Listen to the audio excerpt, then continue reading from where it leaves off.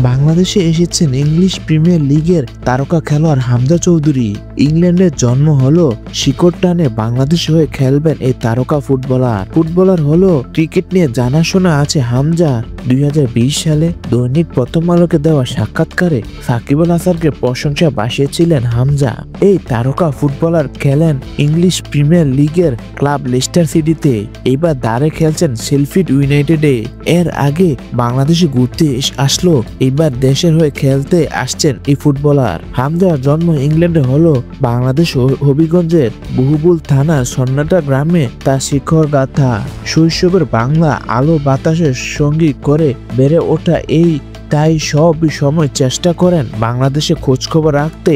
সাকিবকে নিয়ে মুগ্ধতার কথা জানিয়েছেন হামজা, বলেছেন তিনি অনেক উঁচুমানের খেলোয়াড়, ব্যাটিং বোলিং দুটাতেই ভালো, বড় ম্যাচ ও কঠিন মুহূর্তে ভালো খেলতে পারেন। তার ব্যক্তিত্বে আমার ভালো লাগে, তিনি অনেকের জন্য অনুপ্রাণিত।